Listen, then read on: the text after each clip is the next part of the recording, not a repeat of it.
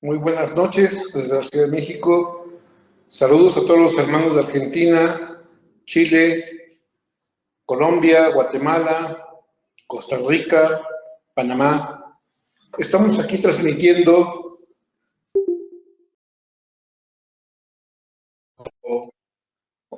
amigo Eduardo Ruiz, que se encuentra en la ciudad de Veracruz, un puerto industrioso de la ciudad del país, aquí en México. Eduardo Ruiz, bueno, además de que es mi amigo, les quiero compartir que ha impartido formación a más de 1,800 personas adscritas a diversas agencias federales de seguridad nacional de los Estados Unidos de América a través del Centro de Formación para Agentes Federales por el área de alta intensidad de tráfico. También es miembro capacitador de la DIGIN, la Policía Nacional de Colombia. En fin, que si me pongo a leer su currículum, se nos va a acabar el tiempo aquí en la exposición de la masterclass. Hoy día tenemos grandes desafíos en todas las latitudes, inclusive las de Europa. La invasión de la delincuencia organizada en la cadena de suministro es muy sensible. Lamentablemente, queremos entender y atender estos problemas de una manera tradicional, cuando hoy día existen estándares afinados y muy bien probados, como es la ISO 28000, como es el CITIPAT, que nos pueden ayudar a minimizar los riesgos. Hoy día, afortunadamente, contamos con expertos como Eduardo Ruiz, que nos pueden ayudar a entender, comprender y mitigar esos riesgos que se encuentran ocultos en la cadena de suministro. Doy la bienvenida al licenciado Eduardo Ruiz a este foro para que nos comparta su experiencia, y les comento que la dinámica de esta masterclass, a diferencia de las otras transmisiones que hemos tenido, es la siguiente.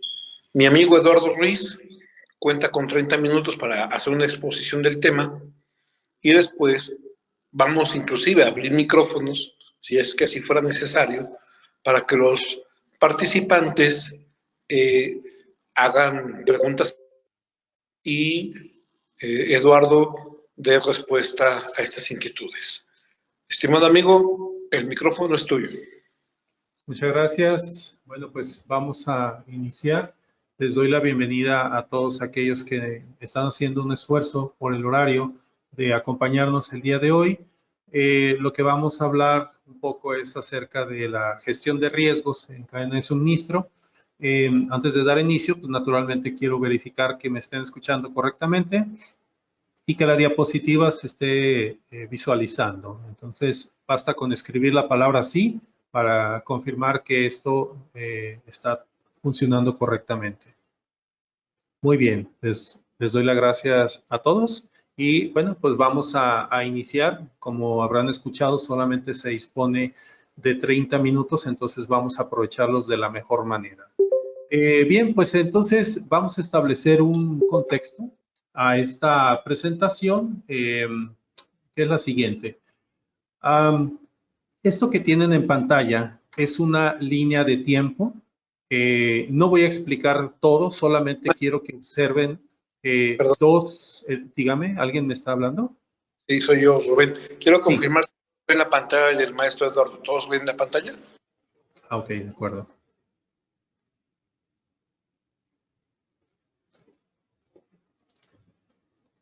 Yo veo la pantalla perfectamente.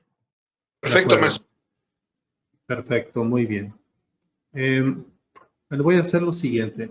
Voy a establecer un contexto para que nos sea un poco más sencillo comprender el tema que vamos a abordar. En este instante debería de visualizarse la carátula del portal denominado El Financiero.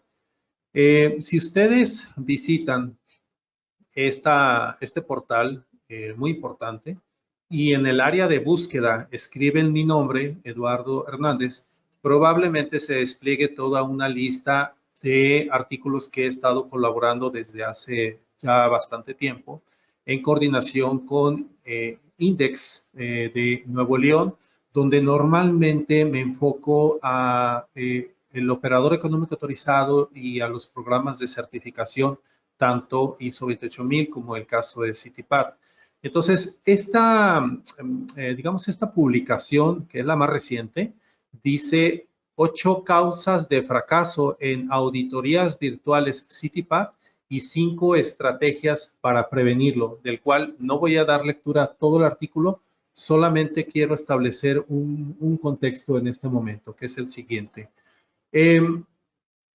Como sabemos, derivado de la pandemia, tenemos pues desafortunadamente toda una serie de calamidades, pero concretamente en el caso de las empresas que cuentan actualmente con una certificación por parte de Estados Unidos llamado CITIPAT, que significa Asociación de Aduanas en contra del Terrorismo, al día de hoy existen 11.414 empresas certificadas en todo el mundo, de las cuales solamente para el caso de México supera las 1.300. Entonces es naturalmente de interés debido a que estas empresas son las de mayor capacidad. Estas empresas principalmente de un perfil exportador, podemos hacer referencia a la industria automotriz y bueno, pues es muy importante que estas empresas estén conscientes de la responsabilidad. Sin embargo, encontramos un porcentaje importante de las cuales es el siguiente. El 37.79 no presenta evidencias suficientes de haber implementado correctamente todas las medidas y controles necesarios exigidos dentro de las 12 categorías de requisitos CITIPAT, y el 26.59 demuestra que no logra comprender o interpretar correctamente el objetivo de la mayoría de los requisitos CITIPAT. Es decir, el CBP ha dado a conocer los 8 motivos por lo cual la mayoría de las empresas auditadas han fallado. Voy a referirme directamente en lo que corresponde a un sistema de gestión de riesgos, que es la cláusula 2.1. Si nosotros dentro de estos 12 apartados desglosamos todas las subcláusulas, da en total una cifra aproximada a 124 requisitos. Entonces, el apartado concreto de la evaluación general de riesgos, que ellos lo refieren como RA, es una causa directa de expulsión de este programa. Bien, entonces voy a continuación a ingresar y explicar un poco más acerca de este contexto que es muy importante. Me interesa mucho que ustedes tengan las fechas y la línea de tiempo, y entonces aquí quiero que observen lo siguiente. Efectivamente, el CITIPAT inicia sus operaciones a partir del año 2002. 15 años después, inicia una transición, entiéndase una actualización del programa, dentro de los cuales se hace, pasa de algo necesario a algo extremadamente crítico, que las organizaciones realicen correctamente su análisis de riesgos en cadena de suministro, y al referir a una cadena de suministro se refiere a los eslabones que integran en cada una de estas empresas, que a su vez no solamente aceptan la responsabilidad de lo que todo implica, sino que además tienen que involucrar a sus proveedores, a sus socios comerciales, dentro de los cuales puedo referir transportistas, almacenes de depósito, empresas de servicio como son los agentes aduanales, y naturalmente las empresas también de seguridad privada, que es toda un área de oportunidad, pero si quieren ese punto específico de las empresas de seguridad privada ante este tipo de certificaciones, lo voy a referir hasta el final. Y aquí quiero que observen 2 años que tiene que ver con el estándar que vamos a hablar el día de hoy, que es la ISO 31000, el cual fue publicado en el 2009, y en el 2018 es actualizado. Entonces, voy a referirme a la versión más reciente. Pero también quiero que observen el año en que se publica la norma ISO 28000, Sistema de Gestión de Seguridad en la Cadena de Suministro, y que aparece nuevamente en este año ya una versión en draft, ¿de acuerdo? Bueno, entonces ya tenemos el contexto completo y ahora vamos a entrar en materia. Es verdad que en muchas de las ocasiones que he tenido la oportunidad de presentar todo lo relacionado a los sistemas de gestión de riesgos, es verdad que normalmente lo correlaciono con ambas certificaciones, que es el OEA y el CITIPAT. Pero el día de hoy decidí ir un poco más allá, es decir, hablar no solamente de las necesidades en materia de gestión de riesgos de estas empresas que necesitan demostrar ante la autoridad en una auditoría una suficiencia en materia de gestión de riesgos, sino que también voy a hablar acerca de las organizaciones que no necesariamente están en búsqueda de una certificación de CITIPAT o de OEA. Entonces, a partir de aquí, lo que voy a explicar a continuación, pues prácticamente aplica a todas las organizaciones. Dice así, ¿por qué no se gestionan riesgos en las organizaciones? Hay muchas causas, yo solamente estoy aquí compilando algunas, pero sí, desafortunadamente, inclusive puedo llamar a un estado de negación en donde se considera que hablar de metodologías, de técnicas, de principios, de normas, estándares, es una pérdida de tiempo porque pues, no aporta valor. Aquí estamos pensando en ventas, no en riesgos. Estamos aceptando que es normal que en algún momento falle todo. Pues no hay tiempo para evaluar riesgos. Aquí lo que necesitamos es vender y no nos ayuda en absolutamente nada. Y esta lista es interminable. Eso es digamos, una compilación de lo que las organizaciones desafortunadamente presentan. Y entonces hice mención a un estado de negación y aquí va más allá. Inclusive he encontrado que este estado de negación va hacia las normas. Aquí estoy mencionando ISO, pero en realidad hablar de estándares y normas, muchas organizaciones dicen no me sirve absolutamente para nada. Y existe otro estado que le he llamado de concientización. Bueno, si las llego a necesitar, pues me voy a ir a lo indispensable. O bien el estado de compromiso, que es me voy a certificar si de eso dependiera un contrato. Pero en realidad para que las normas funcionen y que sea parte de tu modelo de negocio, necesitamos un estado de proactividad en donde tú entiendas que las normas que son voluntarias, no existe una sola que sea obligatoria, todas son voluntarias, están ahí para ayudarte. Pero es una realidad que cuando tú estás implementando en esta estrategia del uso de las normas, por supuesto tienes que revisar los recursos que vas a destinar para que te generen los resultados que a final de cuentas es lo que tú estás buscando. Bien, pues entonces tenemos también estas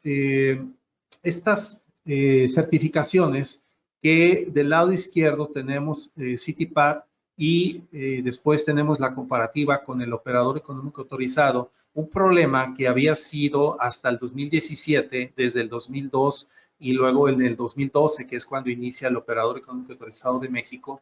Bueno, en ese espacio de tiempo teníamos un problema serio porque CITIPAT solamente te aceptaba su modelo de 5 pasos de análisis de riesgos y en este caso te veías obligado a desarrollar por separado un análisis de riesgos con ISO 31000 que es desde el inicio que ha sido solicitado por el operador económico autorizado. Entonces, ¿qué te daba al final? Pues tenías que trabajar doble. La buena noticia es de que del 2017, 2018 y así cada año se han estado publicando actualizaciones, mejoras. Pues entonces una de ellas, la más relevante que tiene que ver con la presentación del día de hoy, es acerca de que ya hoy en día en una auditoría puedes crear un sistema único que integres tanto los requisitos del operador económico autorizado como los requisitos del CITIPAT y esto ya está comprobado. Afortunadamente de manera muy reciente, pues tuvimos en el apoyo que di a una empresa una auditoría virtual por parte del CITIPAT y que este modelo de integración fuera no solamente aceptado, sino inclusive fue una felicitación y además entra en las buenas prácticas. Estas buenas prácticas se refiere la autoridad cuando encuentra algo más allá de lo que es estrictamente necesario. Es decir, no solamente demuestras suficiencia, sino que además estás teniendo una iniciativa para mejorar y que esas iniciativas deben ser evaluadas para verificar si es tan importante como para darlo a conocer a los demás afiliados o asociados al modelo de certificación de CITIPAT, e inclusive esa ha sido la forma en que durante estos años, del 2017 al presente año, pues se han estado destacando estas iniciativas que varias empresas de diferentes países han estado desarrollando y ellos lo ven como una forma de mejorar al sistema por sí mismo. Bueno, pues entonces tenemos aquí lo siguiente. ISO 31000 es creado en un comité técnico que está conformado por 61 países, dentro de los cuales está México, más 21 países observadores. Esto nos lleva a lo siguiente. Para que ustedes tengan la confianza y la certeza de que ISO 31000 ha sido suficientemente revisado, evaluado en el Comité Técnico 262, cada país ha presentado una iniciativa y ahí es donde es un tema de debate muy frecuente porque en muchas de las ocasiones nosotros utilizamos técnicas de apreciación de riesgo que no existen dentro del catálogo de los 42 técnicas que establece la ISO 30010. Ya llegaremos a ese punto, pero lo importante aquí es, créanme que si una técnica de riesgo existe en el mundo, esta muy probablemente se presentó, se evaluó y si no existe dentro de ese catálogo de 42 técnicas, entonces muy probablemente es porque determinada técnica no fue considerada por carecer de ciertos elementos, que eso es algo que inclusive desde la primera versión de la ISO 30000 en el 2009 ya había sido objeto de análisis. Si en México tuviera una inconformidad, tiene todas las herramientas y el canal sería la Dirección General de Normas de la Secretaría de Economía. Entonces es importante conocer digamos, toda la estructura de ISO, que el día de hoy no voy a explicar, pero es importante entender, las normas están para ayudarnos. Miren, algo que también es muy frecuente, que desafortunadamente observo en muchas de las presentaciones, es que hablan hoy en día de técnicas o de sistemas o cualquier cosa relacionada con gestión de riesgos, pero lo que me sorprende es que se refieran a la versión obsoleta o cancelada, que es la versión 2009. ¿Y cómo eso lo podemos saber? Bueno, aquí compilé los 3 elementos base de la 30000 versión 2009 y, por ejemplo, cuando ustedes observen que quien presente algo relacionado a ISO 30000 y encuentre que menciona 11 principios, eso invariablemente es de la versión 2009. El marco de referencia muestran 5 elementos, pero ahorita vamos a compararlo con la versión actual. Y la parte más importante, que es el proceso. Si ustedes encuentran aquí tratamiento de riesgo y no hay nada aquí abajo, es decir, ahorita les voy a mostrar cómo es la versión actualizada, es muy importante porque fíjense, ustedes están navegando en LinkedIn y pues a alguien le parece muy buena idea compartir un documento que tenga que ver con gestión de riesgo. Entonces empiezan a darle lectura y ustedes, por la cantidad de información, gráficas, etcétera, piensan que les va a ser de utilidad. Bueno, yo pensaría lo mismo si no fuera porque muchos de esos documentos son obsoletos. He llegado a observar que están compartiendo documentos del 95, del 2001, y pues en esas fechas ni siquiera existía la ISO 30000. ISO 30000 inicia en el 2009, pero es verdad que ya existían antes algunas otras técnicas de las cuales, insisto, fueron evaluadas para que dé como resultado una versión completamente evaluada de manera muy exhaustiva para que cuando alguna organización, independientemente de qué contexto, sea ambiental, de calidad, etcétera, utilice una directriz de riesgos, pues en este caso teníamos ya por fin una versión 2009. Pero entonces, ¿qué hay de la versión vigente, que es la 2018? Pues es muy diferente. Simplemente en los principios, en la versión anterior son 11 y aquí se simplifica. Eso es importante. Son ahora 8 principios y en el marco de referencia tienes 5 elementos, pero sobre todo la parte que más me interesa, y no porque los otros 2 elementos no sean importantes, sino porque es la forma en que nos vamos a enfocar a todo el desarrollo del sistema de riesgos, es el proceso, ¿de acuerdo? Entonces aquí van a encontrar, por ejemplo, en la versión anterior no existe este elemento de registro informe y tampoco estas flechitas que significa ciclo iterativo. Bien, entonces ya tenemos aquí una comparativa rápida. Aquí ya lo vuelvo a mostrar, pero creo que ya no es tan necesario el detenerme porque lo vamos a ver más adelante. La ISO 31000 tiene aplicaciones en cualquier contexto. El día de hoy estamos hablando de seguridad en la cadena de suministro, pero también aplica a calidad, gestión de riesgos en sistema de gestión de calidad, que es la ISO 18091, es gobierno local, estatal o federal.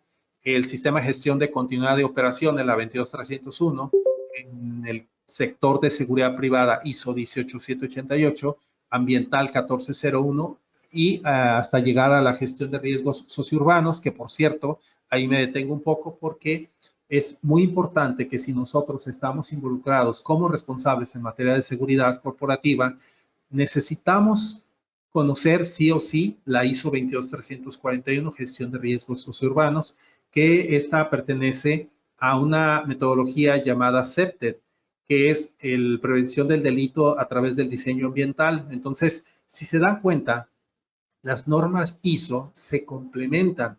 En ocasiones he escuchado que, pues compro un estándar, lo llevo a la literalidad y entonces, pues ya, no hay nada más que hacer. No es así. Hay que conocer cómo funcionan los sistemas de gestión de ISO y es importante saber de qué manera nosotros vamos a utilizar el adecuado. Cuando estamos hablando de riesgos, pues es una realidad que tiene diferentes contextos. Hablamos de riesgos operativos, de proyectos, riesgos en procesos, en tecnologías de información, riesgos financieros, legales, de salud, etcétera. Y entonces, en todos ellos, pues es definitivamente la mejor recomendación utilizar la ISO 30000. Ahora, sobre el sistema de gestión de ISO a partir del 2015, bueno, con una intención de simplificar o integrar las normas de gestión de una manera más sencilla, ISO decide crear una estructura de alto nivel. Si ustedes toman cualquier norma de gestión a partir del 2015 a la fecha, se van a dar cuenta que está en esta estructura que viene siendo las 3 primeras cláusulas, hace referencia al objeto y campo de aplicación. En la cláusula 2, referencias normativas. En la 3, términos y definiciones. Y es a partir de la 4 cuando ya es el sistema como tal. Aquí vamos a ver de la siguiente manera lo que es la nueva versión de la ISO 28000 y se van a dar cuenta que efectivamente aparecen estas 3 primeras cláusulas y a partir de la 4 tenemos el contexto de la organización, liderazgo, planeación, soporte y este color lo quise destacar para que ustedes lo asociaran con los principios de PDCA. Estas 4 corresponden a la etapa de planeación. La planeación, pues, es qué vamos a hacer, cómo lo vamos a hacer, pero es identificar los objetivos y qué recursos vamos a necesitar. Aquí en el DO, que es la implementación, en el CHECK, que es la auditoría, y en el ACT, que viene siendo la mejora continua. Pero es la cláusula 6 donde vamos a encontrar siempre todo lo relacionado a riesgos. Dígame. Aquí nos están preguntando sí. de Panamá. Sí. ¿Cómo funciona el aspecto de la ISO 28000 para mitigar los riesgos de contaminación de la carga? De acuerdo, es algo que vamos a abordar a continuación porque he decidido desglosar un poco dónde empezamos, cómo hacerlo y es parte de lo que voy a abordar a continuación, pero es muy buena pregunta. Nada más me repites de qué país se hizo esta pregunta. Panamá. De acuerdo, muy bien. Bien, si me permite, por favor, voy a llegar a ese punto, pero aquí estamos ya desarrollando el cómo. De hecho, esa es precisamente la intención de explicarles a ustedes algunas buenas prácticas, algunas recomendaciones, porque cuando ustedes toman el texto y pretenden desarrollar toda la técnica, pues la realidad es de que hay muchos elementos que no están ahí, pero que pues es importante que el día de hoy los conozcan. Bueno, entonces ya nos quedó claro a todos que toda norma a partir del 2015 de ISO en sistemas de gestión, me voy al apartado 6 y esto es lo que voy a encontrar. Aquí decidí hacer una comparativa simple de los capítulos 6 de calidad ambiental, salud ocupacional y el de ISO 28000. Concretamente, el de ISO 28000 te dice, la cláusula 6.1 es acciones para abordar riesgos y oportunidades. La 6.1.2 es determinación de riesgos de seguridad e identificación de oportunidades. La 6.1.3, riesgos de seguridad y aprovechar oportunidades. Y la 6.2 ya te habla de objetivos, el establecimiento del alcance y la planificación de cambios. Bueno, si esto no les dice gran cosa, entonces lo voy a explicar de la siguiente manera. Voy a regresar a este marco de proceso para efecto de desglosar la información y les sea un poquito más sencillo. Nuevamente, quiero que no pierdan de vista exactamente cuáles de estos apartados corresponde a la etapa de planeación, ¿de acuerdo? Y el que corresponde a la implementación, que es el tratamiento de riesgo, a la auditoría, que es seguimiento y revisión, y a la mejora continua, que es el registro e informe. Muy bien. Son 11 etapas para desarrollar nuestro sistema de gestión de riesgo. Tenemos la primera de ellas, los principios que ya mencioné, tenemos 8 y aquí lo vuelvo a mostrar. Después el marco de referencia que aquí estoy mostrando y a partir de comunicación y consulta ya todo lo demás queda en el marco de proceso, ¿de acuerdo? Entonces tenemos como primer elemento el alcance, el contexto y los criterios. Después vamos a observar que tenemos algo muy interesante que es este recuadro. Fíjense bien, evaluación del riesgo comprende 3 fases, que es la identificación, el análisis y la valoración. Después tenemos el tratamiento del riesgo, que es, ok, ya sabemos dónde está el problema y ahora qué vamos a hacer con él, cómo lo vamos a mitigar o cómo vamos a tomar alguna acción relacionada. Después ya queremos saber si los cambios, mejoras, recursos que destinamos tuvieron un resultado y en este caso voy a auditar para verificar si existen esos objetivos, si se alcanzaron y si no, entonces voy a tener que realizar acciones correctivas y esto, el ciclo iterativo es un círculo virtuoso, es algo que siempre va a estar ahí. Bien, entonces habíamos mencionado que el sistema de gestión de riesgos en ocasiones es un reto, puede llegar a ser confuso por la cantidad de información que nosotros estamos extrayendo y pues podría referirme en este ejemplo cuando tenemos las piezas de Lego que no tienen forma de nada, están amontonadas y entonces esto puede ser los datos, es decir, nosotros estamos inmersos en una gran cantidad de información que ni siquiera sabemos por dónde empezar. Bueno, el obtener información corresponde al alcance, al contexto de los criterios, que ahí es donde vamos a empezar a establecer a qué contexto interno y externo vamos a desarrollar nuestro sistema. Si esto fuera una industria automotriz, pues ellos también tienen sus propias normas ISO. Concretamente, en la automotriz existe la IATF 16949, que por cierto, también en el apartado 6 habla de riesgos, pero es una realidad que a nosotros nos interesa en este momento solamente referirnos a la parte de seguridad, ¿de acuerdo? Entonces ya tengo la cantidad de información, pero no sé qué hacer con ella. Bueno, resulta que voy a tener que clasificar esta información y este clasificar pues me lleva a un reto que es necesito empezar a identificar el riesgo y aquí les voy a mostrar cómo clasificarlo de manera muy rápida. que viene siendo por la naturaleza de los intereses que afecta, personales, patrimoniales, intangibles. En intangibles tenemos la reputación, la marca, la propiedad intelectual, etcétera. En relación a la mutabilidad del peligro, pues es progresivo si el transcurso del tiempo la amenaza se intensifica, decreciente si con el transcurso del tiempo la amenaza se disminuye, y tenemos los riesgos activos que han sido identificados, bien controlados y se les ha dado un tratamiento adecuado. Y riesgos pasivos, aquellos que no han sido identificados o han sido identificados pero no han sido gestionados, o son identificados y gestionados pero con un tratamiento inadecuado. Bueno, pues entonces ya tenemos la información y ahora ¿qué vamos a hacer con ella? Aquí es la mejor recomendación que yo les puedo dar, que viene siendo lo siguiente. Vamos a tomar los riesgos que hable acerca de personas. En estos riesgos de personas, pues normalmente se refiere a conductas que son contrarios a los lineamientos que se establece en un reglamento de trabajo, o bien pueden llegar a ser conductas violentas. Puede ser una violación a los reglamentos de convivencia, o puede haber fallas de algún tipo, o puede haber inclusive una deficiencia en el adiestramiento o en la capacitación, o inclusive de estas conductas pues se puede dar conspiraciones internas, etcétera.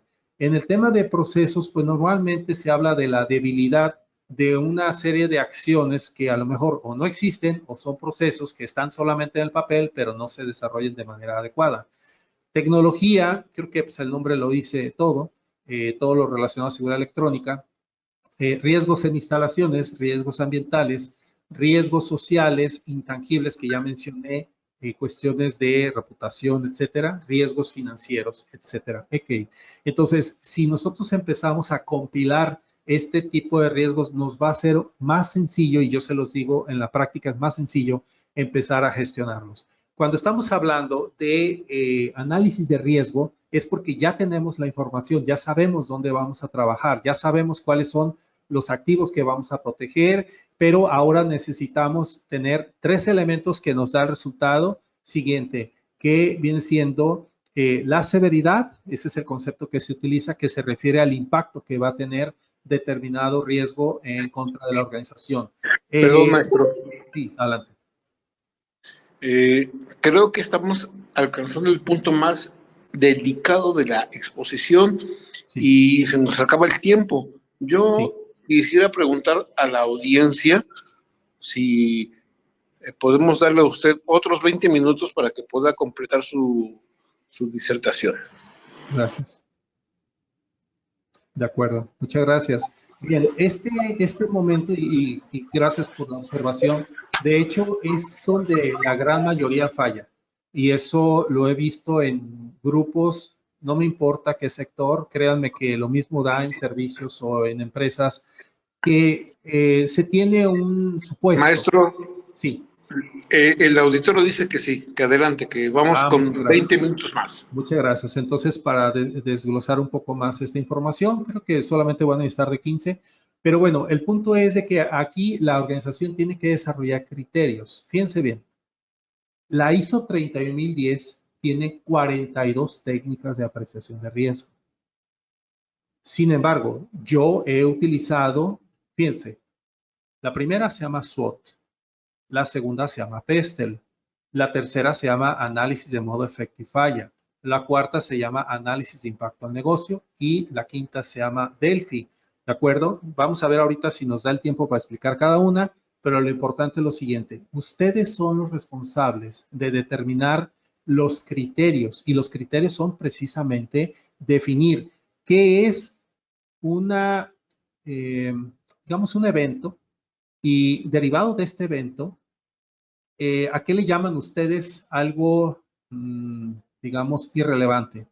Es decir, un impacto que es mínimo, no me afecta a la operación, no me detiene, no me cancela un contrato, no me deja expuesto en los medios, no, es decir, sí, pasó algo, pero por el modelo de negocio no me afectó.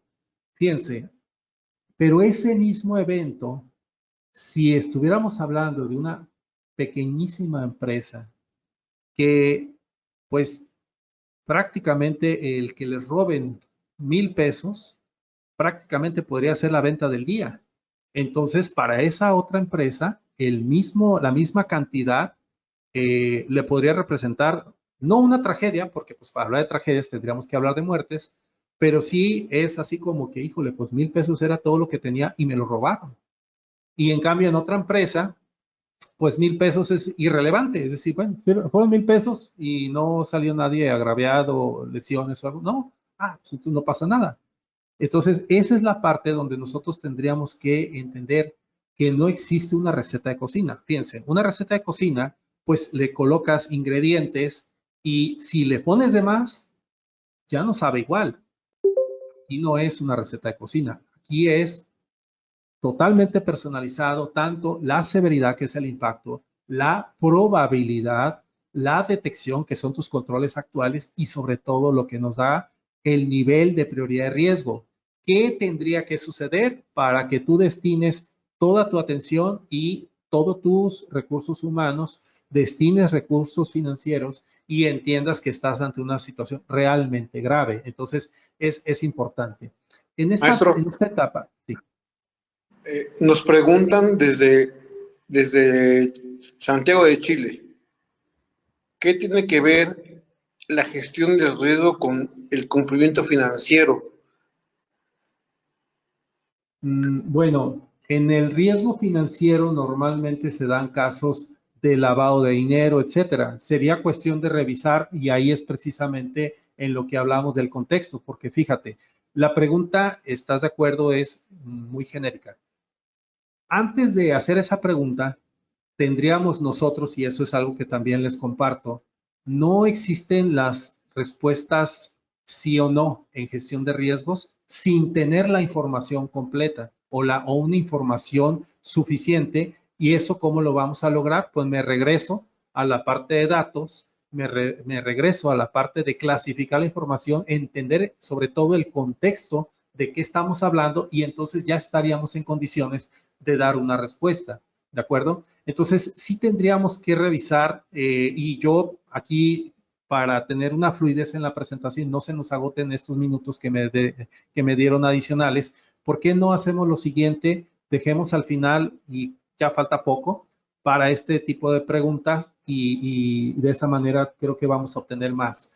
Entonces, voy a dejar esa pregunta en calidad de ser la primera que voy a contestar, y voy a continuar. Entonces, ya llegamos a la etapa de valoración de riesgo, que es comparar criterios, es decir, yo tengo que desarrollar mis criterios acerca de a qué le llamo una amenaza y en qué proporción. Ahí es precisamente lo que acabamos de hablar sobre los niveles de qué es lo que me va a afectar. Entonces, aquí tenemos, fíjense, este es el activo a proteger y tenemos los conceptos. Es importante familiarizarnos con ellos. Ocurrencia significa probabilidad, severidad es el impacto a la organización, detección son los controles que ya disponemos y nos da un resultado que es el nivel de prioridad de riesgo, es decir, qué tan prioritario es este riesgo.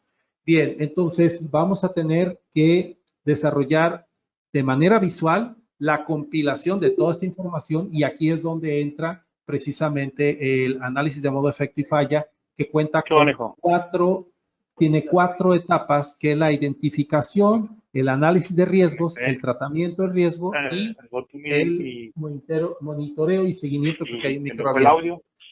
Perdón, maestro. Yo también por teléfono, estoy viendo la visión y acá en teléfono. Por favor, perdón, maestro. Sí. Equipo de control, por favor, silencie los micrófonos, por favor. Sí, gracias. Muy bien, esta gráfica no la voy a explicar, solamente quiero que se observe de dónde nace este análisis modo, efecto y falla. La metodología lo creó la NASA, después fue utilizado por el Ejército de Estados Unidos, el sector automotriz la adopta y al día de hoy ya existe de hecho una nueva versión a partir del 2019. Bueno, entonces ya llegamos aquí a mi ISO 38000, pero ya desarrollado. Y entonces, ¿qué tenemos? Aquí es donde entra ISO 28000 y aquí ya está la respuesta de lo que me hizo la pregunta. Ahí la persona de Panamá voy a irme a un supuesto. Me imagino que él me está preguntando de un contexto portuario marítimo. En el contexto portuario marítimo, entonces existe una regulación que se llama Código PBIP, que es la protección de buques e instalaciones portuarias marítimas. Bueno, déjeme decirle que la ISO 28000, el origen es precisamente en un contexto marítimo. En un inicio se había hecho la propuesta que la ISO 28000 única y exclusivamente fuera como complemento al Código de Protección de Buques e Instalaciones Portuarias, y en este caso, cuando se somete, precisamente esa es la importancia de contar con tantos países, ellos dijeron no, esta norma es tan importante que tenemos que cuidar que sea aplicable a todos los contextos, no solamente el marítimo. Entonces es cuando se involucran otras organizaciones en un contexto aeroportuario, terrestre, ferroviario, y entonces ahí es cuando ya se entiende que por eso se llama Sistema de Gestión de Seguridad de la Cadena de Suministro. Sin embargo, el ISO 28000 cuenta con una serie de anexos y hay uno en particular que es el ISO 20858, que es el complemento directo, de acuerdo a al Código de Protección de Buques e Instalaciones Portuarias. Muy bien, esto que estoy mostrando viene siendo la 2801, pero ya entendiendo que vamos a desarrollar una técnica o vamos a utilizar la metodología para efectos de que nosotros podamos definir cuáles vienen siendo estos pasos a seguir. De manera muy simple, solamente quiero que observen en la gráfica donde inicia, que viene siendo es identificar el alcance de la evaluación de seguridad, que viene siendo la fase 1. Vamos a conducir esa evaluación y vamos a identificar las medidas de seguridad existente y vamos a hacer una lista de escenarios. Estos escenarios, precisamente en la gestión de riesgos, es preguntarte, ¿qué podría suceder si mi organización se ve afectado? Y voy a dar un ejemplo. En contaminación de carga, el contexto es empresa mexicana que no ha desarrollado un sistema completo de seguridad y entonces le notifican en la frontera de Estados Unidos que su embarque tiene 100 kilos de marihuana. Ok, bueno, pues como cada onza le van a cobrar $500 de multa, pues entonces va a ser más de $1 millón de multa y va a enfrentar pues necesariamente un juicio porque la detección se dio dentro del territorio norteamericano y pues una serie de calamidades, ¿de acuerdo? Bueno, entonces aquí lo que se te concientiza cuando intentas certificarte en estos programas, sí te dicen, hay que destinar lo suficiente como para evitar vivir una situación de estas. Créanme que a nadie le gustaría, de los que aquí nos están escuchando, verse en ese supuesto o en ese evento. Pero el punto al que quiero llegar es que ese es un escenario. ¿Qué pasaría si nuestra mercancía se encuentra droga y qué es lo que vamos a hacer? ¿Estamos preparados? ¿Ya es algo que hemos previsto? ¿Ya desarrollamos una serie de acciones? ¿Hay un protocolo? Entonces, todo eso es lo que se revisa precisamente, ahí es donde se menciona si o no existen los controles actualmente. Y de ahí nos lleva a la fase 2, que es precisamente nos detenemos en esos escenarios que nos arroja una alta probabilidad, nos arroja un alto impacto y nos arroja un nivel muy bajo de controles y entonces nos lleva esto a una prioridad en atención a esta amenaza en particular y entonces es cuando vamos a tener que desarrollar con el apoyo del análisis de modo efecto y falla, donde vamos a empezar a trabajar con esas técnicas. Precisamente ahí es donde entra la ISO 31 y la recomendación que yo insisto, que es la de análisis de modo efecto y falla.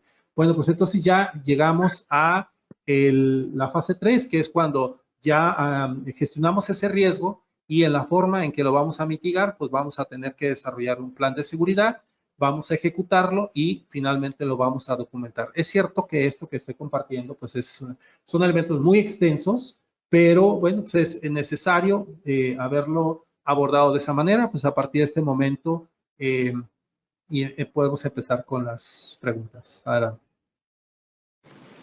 Gracias, maestro. Fíjense que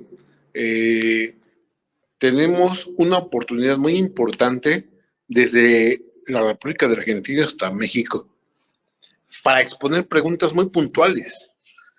Yo les invito a que saquemos en este instante provecho del maestro porque él es un capacitador que ha formado agentes del FBI, de la DGIN, Guardia Nacional, y, en fin, aquí hay un par de preguntas muy ácidas, muy complicadas.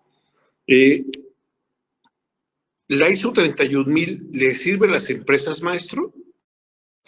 Yo considero que por la experiencia que tengo ayudando a las organizaciones que se encontraban en un estado de negación, me decían abiertamente, y quiero ampliar este supuesto acerca de las normas ISO a la seguridad per se.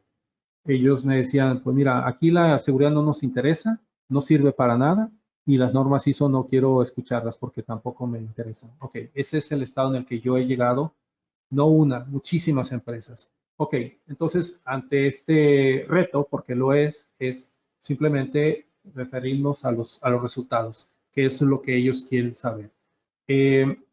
Siempre me cuestionan acerca del tiempo, etcétera. Yo lo que le digo es, está muy sencillo. Observe los resultados que tiene hasta este momento y usted va a observar los resultados que vamos a obtener con las normas. Las normas como tal, yo no puedo decir que sean la solución a todo, que sean infalibles, porque depende. Hay muchas cuestiones que siempre yo les digo, ok, me encantaría darte la respuesta que quieres escuchar, pero depende de qué estamos hablando. Hace un momento que me preguntaban, a ver, de manera directa, sí, no, espérame, hay que entender cómo funcionan un poco las normas ISO, pero está bien. Yo inclusive en ciertos foros, no solamente en el sector privado, también en el sector público, concretamente hablando del sector policial, déjenme compartirles, si es que no me conocen, que he desarrollado, creo que es en todo el mundo, el único sistema de formación policial con el uso de la norma ISO 28000 e ISO 31000. Este es un caso documentado por parte de la Interpol Colombia, en donde tuvimos una serie de generaciones, concretamente estoy hablando de 300 egresados en 7 generaciones, y a todos ellos se les enseñó como policías cómo puede ayudar la norma ISO 28000 y la ISO 30000 a fortalecer sus estrategias de intervención dependiendo del contexto del sector al que fuera. Entonces, fue un caso todavía al día de hoy, claro, estamos hablando de la anterior administración, no en la Guardia Nacional, pero es una realidad que tenemos una gran oportunidad de acercarnos a las normas. Imagínense nada más, al día de hoy existen más de 25,000 normas. ¿Cuántas ustedes conocen? Y tampoco se trata de conocerlas todas, solamente de identificar las que son realmente para tu modelo de negocio, cuáles son las que te pueden ayudar. Pero sí, yo soy de la idea que la respuesta es sí y bastante es de ayuda a la ISO 31000. Muy bien. Omar Trujillo, ¿puedes habilitar tu micrófono, por favor, para exponer tu pregunta, por favor? Claro, gracias Rubén, maestro. Buenas tardes a todos. De acuerdo a su experiencia, maestro, para una empresa de seguridad privada, ¿qué es su recomendación de implementación? ¿ISO 28000 o BASC? De acuerdo. Mira, el tema de BASC, y aquí Rubén no me va a dejar mentir, tengo que definir la respuesta que voy a darte. Mira, en la etapa que yo aprendí BASC, me tendría que regresar al 2004. En ese momento no existía la ISO 28000, esta fue publicado 3 años después. Lo que se entiende como BASC, pues es una iniciativa, son buenas prácticas y aparece una serie de recomendaciones dependiendo del sector. Si en este caso estamos hablando de seguridad privada, bueno, si esa pregunta me la haces en el 2003, 2004, que no había nada, pues yo invariablemente mi respuesta es o es BASC o es BASC. Eso es lo que yo te diría. Pero la pregunta me la estás haciendo el día de hoy. Entonces, yo lo que te puedo decir es, antes que el BASC, tienes la ISO 18788, que es un sistema de gestión específicamente diseñado para empresas de seguridad armada y no armada, es decir, cualquiera de las modalidades. Puede ser utilizada para mejorar operaciones de custodia terrestre, puede ser utilizada para mejorar la operación de los SOC, que son los Security Operations Center. Tienes la oportunidad de utilizarlos para intramuros. Esa sería una cuestión. Sin embargo, aquí ya entramos al terreno del negocio. ¿Cuál es la que mejor retorno de inversión? Nuevamente, depende. Si tú te vas a dirigir o tratar de alcanzar y ganar las licitaciones en empresas que tienen un certificado CITIPAD o bien operador económico autorizado, yo te puedo demostrar que en las reuniones que se tiene, fíjate bien, no solamente el área de seguridad, también el área de compras, también el área de almacén, aduanas, recursos humanos, etcétera. Y ellos, como ya trabajan en estas certificaciones, ya trabajan con ISO, por supuesto que a ellos les hace más sentido el que una empresa de servicios, sea seguridad privada o sea un agente aduanal, etcétera, pero al final de cuentas cuente con una norma ISO, si en este caso está certificado, mejor aún, lo ven como un aliado natural. ¿Por qué? Porque el involucrarte en ISO 28000 necesariamente tienes que familiarizarte y profesionalizarte en todo lo que son las certificaciones de CITIPAD y operador económico autorizado. ¿Eso qué significa? Significa que tú estás siendo consciente de la responsabilidad o el nivel de responsabilidad que asume estas empresas con esta certificación. Entonces, ellos necesitan encontrar la empresa que ya tenga muy avanzado este modelo de gestión de riesgos. Uno de los primeros elementos que tú descubres cuando empiezas a desarrollar tu esquema de riesgos es qué riesgo yo represento para quien me está contratando. Y en el caso de las empresas que te van a contratar es qué riesgo estoy sumando a mi cadena de suministro segura si incorporar a esta empresa la va a debilitar. Entonces, es la razón por la cual nos estamos refiriendo ahora ya no solamente en el mejor precio, etcétera, sino qué grado de riesgo representa incorporar si te contrato. Y la misma situación, qué riesgo represento para quien me contrata. Gracias. Vamos a exponer que Rodolfo Ociel tiene una pregunta. Posteriormente viene, Omar Trujillo preguntó, Luz Elena Guifard, y también tengo por aquí a Rodolfo Ociel. Entonces, en este orden, adelante, por favor, nuestro amigo que nos acompaña desde... No veo tu país, ayúdame, por favor, Rodolfo Ociel. Aquí de Apodaca, Nuevo León, México. Veo yo que con este cambio de normativas, el nivel de profesionalismo de los agentes o del personal que se encarga de dar seguimiento ahora sí a esta cadena de valor, a esta cadena de suministro, pues debe ser de alta demanda, ¿verdad? Porque uno está acostumbrado a ver empresas de seguridad pequeñas en los cuales el nivel profesional no se ha visto. Entonces veo que hay mucho mercado con respecto a este tema. Es correcto. De hecho, yo te puedo compartir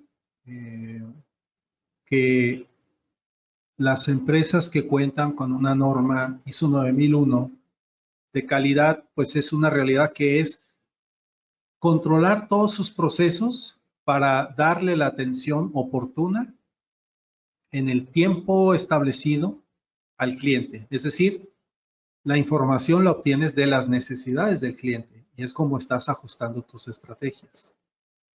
Si estamos agregando a esta ISO 9001 de calidad la ISO 28000, entonces ya pasas a un nivel tal que comprendes cómo funcionan las cadenas de suministro, porque déjenme decirles, ¿están ustedes de acuerdo que una estrategia que te va a dar un resultado óptimo para en una industria automotriz no te va a dar el mismo resultado para una industria alimenticia? ¿Por qué? Porque son contextos totalmente distintos. De hecho, podría decirse que incrementa el nivel de exigencia para cualquier producto que se exporta a Estados Unidos que tenga como destino el consumo humano. Entonces ahí aplican más restricciones y ya entramos a temas de bioterrorismo, de food fraud, de food defense, de inocuidad, etcétera, que también existen, por cierto, estándares ISO para este apartado. Pero ¿qué sucede si en la licitación te das cuenta que tú estás aplicando para una empresa de este sector? Tienes que ser, pues tienes que estar preparado para detectar correctamente las necesidades. ¿Cómo debió haber sido desde un inicio? Me voy a regresar al 2012, que es cuando se publica en el Diario Oficial de la Federación el nuevo esquema de empresas certificadas, que está dirigido a cualquier empresa exportadora que quiere un certificado operador económico autorizado, que está condicionado a aprobar una auditoría del Servicio de Administración Tributaria de Aduanas. Bueno, pues tiene que cumplir con 42 requisitos, dentro de los cuales por vez primera se entera que existen los análisis de riesgos, que existen los planes de continuidad de operación, que se habla acerca de todo eso en el 2012, ¿de acuerdo? Pero, ¿qué sucedía al mismo tiempo con las empresas de seguridad privada? Totalmente ajenas. Ni siquiera sabían que existían. Y eso yo se los puedo demostrar regresándome a las experiencias que tuve cuando me invitaron en Expo Seguridad y yo siempre preguntaba, levanten la mano las personas que son parte de una empresa de seguridad privada, porque el día de hoy voy a tratar de dar la mayor información posible porque se están perdiendo primero de una oportunidad y segundo que pues es que es de seguridad. O sea, no puede ser que si ustedes se dedican a seguridad desconozcan algo de seguridad y de este nivel. Entonces, aquí lo que nos lleva es, al día de hoy, pocas empresas, porque siguen siendo pocas, las pocas empresas de seguridad privada que sí han comprendido el nivel y el tamaño del reto, pues han desarrollado adecuadamente, primero, el aprendizaje. Es decir, que ustedes como seguridad privada estén en condiciones de sostener una conversación con todas las áreas que pertenecen a esta empresa, que quisiera ellos contratarlos y quisiera escuchar en ustedes las respuestas adecuadas. Pero qué decepción cuando les preguntan, ¿qué experiencia tiene en CityPad o en operador económico autorizado? La respuesta es, ¿eso qué es? Entonces, desafortunadamente eso ha sucedido. Pasar de ese momento a decir, pues, ampliamente, porque nosotros contamos con una certificación en ISO 28000 y CityPad y operador económico autorizado es parte de nuestra estrategia. Tenemos todo lo necesario. Si ustedes nos hablan acerca de, por ejemplo, inspección de 17 puntos, nosotros ya tenemos controlado, etcétera, etcétera. ¿De acuerdo? Entonces, creo yo que sí es un tema que se le tendría que dar seguimiento, pero es una realidad que de repente hay confusión cuando naturalmente se escucha, pues está BASC. Bueno, pues yo lo único que les puedo decir es, yo no tengo nada en contra de BASC, solamente me están preguntando cuál es el mejor. Entonces, pues mi respuesta es ISO 28000.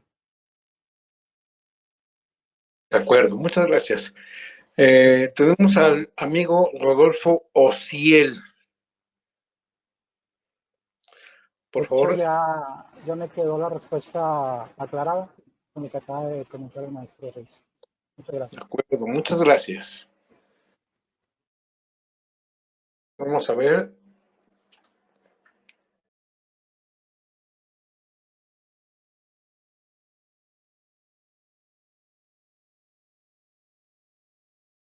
Tenemos a la maestra Luz Helena Guifar. Adelante, maestra, con su pregunta, por favor.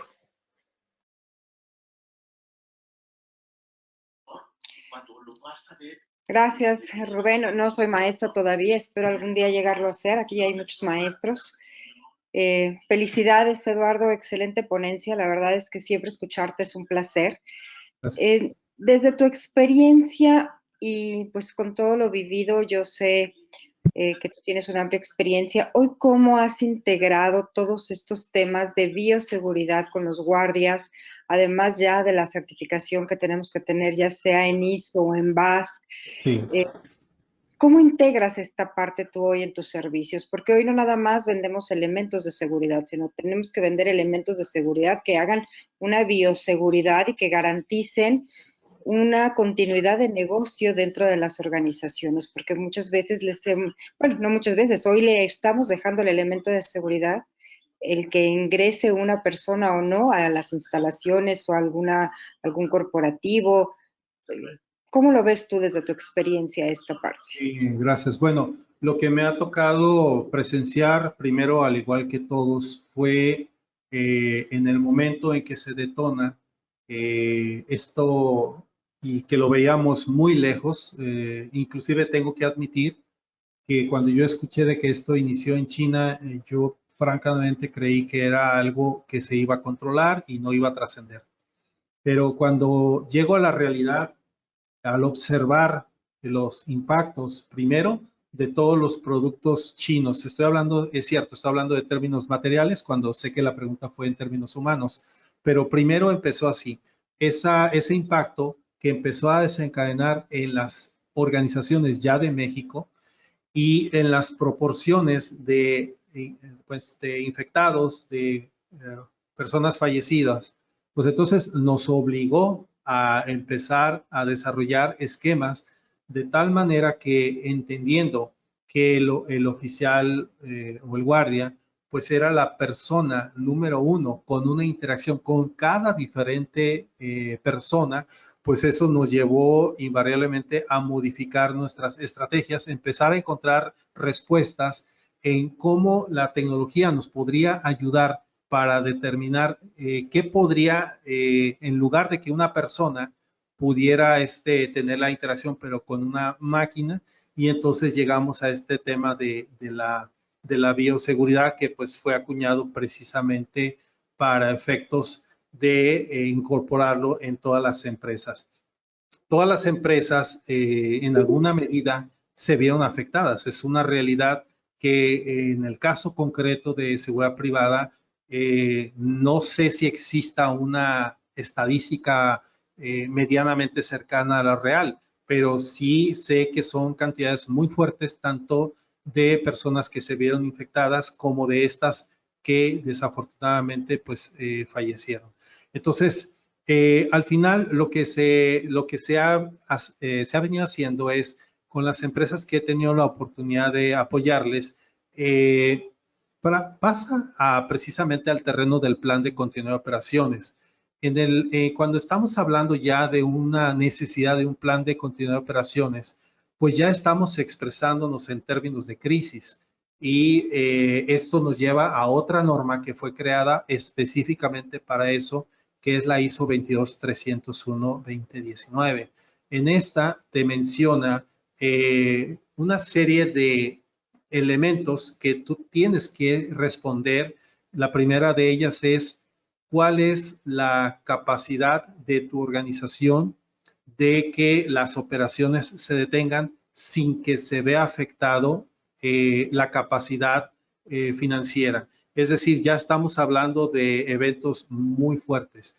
Una de esas preguntas es, ¿qué sucede si vamos a hablar de un gerente? Si el gerente de recursos humanos se ve infectado por coronavirus y entonces esta persona pues entra a una incapacidad durante un momento que tú estás necesitando que esta persona esté involucrada al 100% porque acabas de ganar una licitación de 100 guardias y resulta que ya no tienes a la cabeza.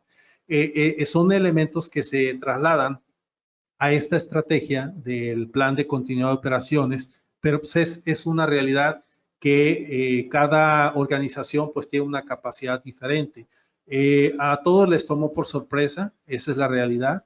No todos tuvieron la misma velocidad para responder en estos temas, pero es muy cierto que estas organizaciones tuvieron que empezar a desarrollar una serie de protocolos de atención donde pues el factor humano se viera comprometido. Existen normas, de hecho les voy a decir algo, ISO de manera reciente publicó una norma específicamente de atención para coronavirus en centros laborales. No recuerdo en este momento el numeral, pero sé que esta inclusive se publicó de manera gratuita, si les parece bien, y si quieren dejar sus datos para enviarles el enlace acerca de esta norma ISO, porque viene una serie de recomendaciones tan importantes que yo les diría, bueno, independientemente de que las estadísticas nos digan que esto se ha ido reduciendo gradualmente, pero existe, todavía está ese riesgo de algo que pueda llegar a suceder. Adelante. Gracias, maestro. Y antes de concluir, tenemos una intervención muy valiosa de la maestra Gigi Agassini. Antes de conceder la palabra a la maestra Gigi, yo le quisiera preguntar, ¿vale la pena hacer una gestión de riesgos en los factores ocultos de la cadena de suministro? Bien, esta pregunta, que es el tema central de nuestra presentación, es precisamente el objeto de que nosotros tengamos dos elementos, y voy a utilizar tecnicismos, que son los riesgos inherentes y los riesgos residuales. No pretendo confundir, solamente es que hacerlos conscientes que cuando ustedes empiecen a involucrarse con el uso de las normas, estas normas tienen su propio vocabulario. Cuando se está hablando de un riesgo inherente, es eso que tú has detectado como algo que te va a afectar. Puede ser un elemento que tú, como el caso de la pandemia, crees que en ninguna situación te vas a ver comprometido. Hasta que observas que tus familiares, tus amigos, etcétera, y poco a poco se está acercando y llega un momento que te preguntas, no es si me voy a infectar, es cuándo me voy a infectar y si mi organismo va a tener la capacidad de hacerle frente. Ok. Todo lo que estoy haciendo referencia a manera de ejemplos y casos se refiere a desarrollar esa capacidad de detectar algo que puede volverse en tu contra a tiempo, de manera oportuna. Y eso solamente, en mi caso particular, que es la experiencia que he vivido, lo he logrado. Sí, es cierto, he tenido mucha experiencia en estos temas, pero una vez que yo empiezo a utilizar las normas, pues es que me van guiando, me van diciendo, pues Eduardo, pues primero determina de qué es o para qué es lo que vas a iniciar, y entonces ya te vamos a ir guiando cómo vas a lograr tu objetivo.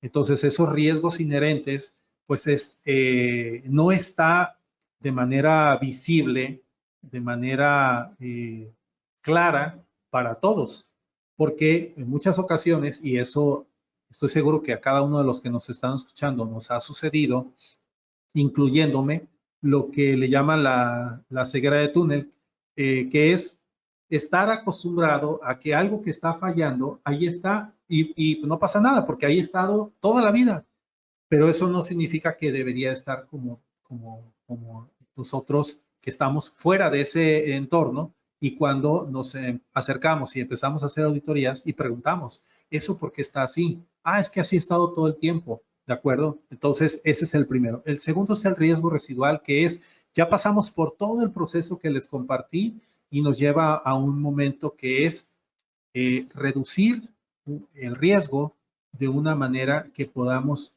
relativamente controlar. Es decir, trasladarlo a un momento tal que ese riesgo pueda ser considerado aceptable.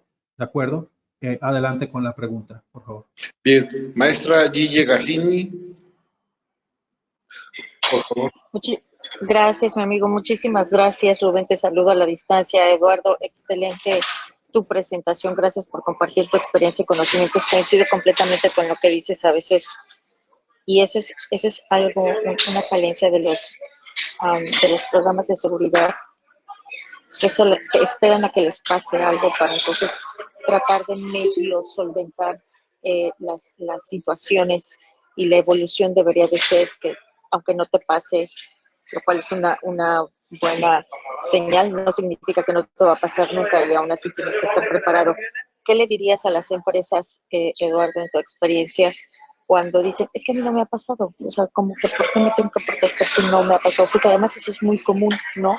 En Latinoamérica sobre todo, y los planes de seguridad son muy así. Pues es que no me ha pasado, entonces ¿para qué tengo que hacer algo? Gracias, sí, Eduardo. No, al contrario, gracias, Gigi. Muy me siento honrado por tu asistencia y, bueno, dando respuesta.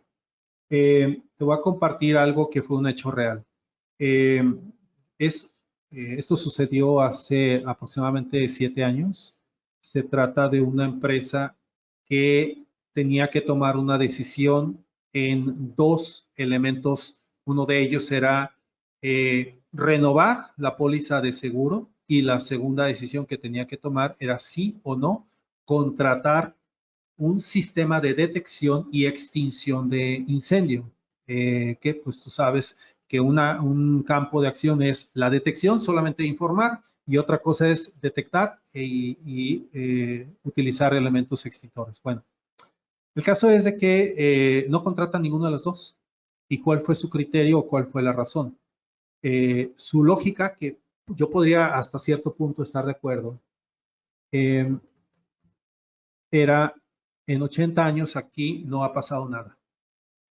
O sea, no sé para qué pagar por una póliza que no voy a usar, y tampoco sé para qué voy a necesitar de un sistema que no voy a necesitar. Entonces, esta persona tomó la decisión, pero sin informarle al dueño o a los accionistas. Él tomó la decisión y pasó lo que no sucedió en 80 años. ¿Qué fue lo que sucedió? Fue prácticamente toda la planta, pérdida total. Hubo fallecimientos, hubo incapacidades permanentes, hubo exposición ante la prensa, incumplimiento de contratos, porque resulta que esa planta en particular ya se le había adelantado, según recuerdo, un 75% de todo el valor, y entonces ya tenían establecidos los tiempos de entrega y no podía darse ningún caso de retraso, porque se había establecido en el contrato retrasos que iban inclusive en términos de minutos, que por cada minuto se te iba a cobrar tanto. Entonces, aquí llegamos al tema de cuánto vale y cuánto cuesta. ¿Cuál es el valor de todo lo que representa tener la continuidad de la operación versus cuánto costaba renovar una póliza de seguro y contratar un sistema de detección y extinción? Entonces, fue muy duro, pero esa fue un caso real. Entonces, cuando ya tú empiezas a compartir estos casos, y que desafortunadamente, lo voy a decir, espero no se sientan ofendidos, pero pues me están preguntando por la experiencia, y la experiencia me arroja que solamente se da una atención y una respuesta cuando o te ha sucedido de manera directa o le ha sucedido a alguien muy próximo a ti. Voy a referirme a lo que sucedió recientemente en el sector hotelero de Cancún, que nosotros sabemos, pues ahí nunca pasa nada hasta que pasa, y ya sucedió.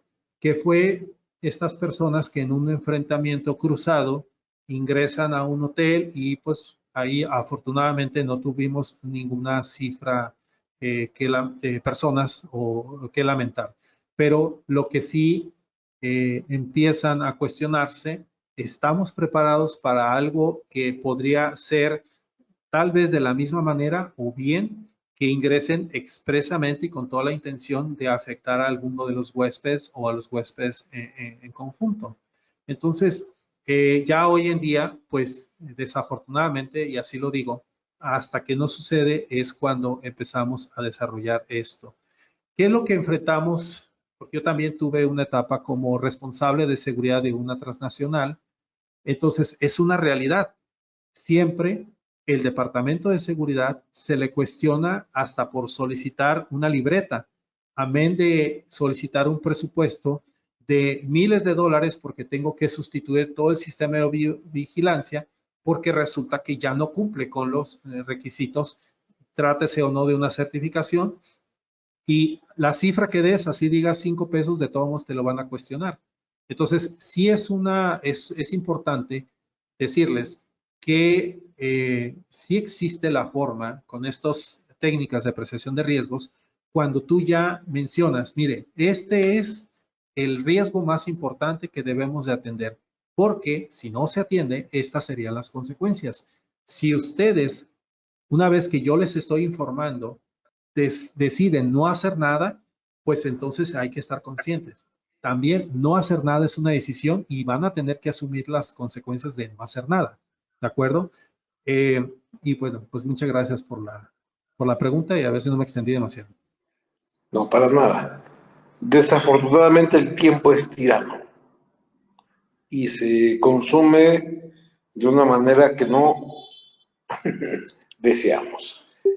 El maestro Eduardo Ruiz es parte de nuestro bufete de consultores. Tengan toda la confianza para poder escribirnos y cuestionarlo. Es una cosa muy curiosa, el conocimiento no se comparte, pero él lo hace de una manera abierta y generosa. Gracias desde Argentina hasta México.